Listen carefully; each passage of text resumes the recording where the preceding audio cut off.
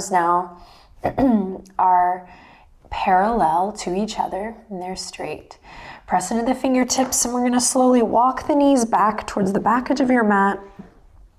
You're gonna send the hip creases up high and melt the heart down into a puppy posture or heart to earth pose.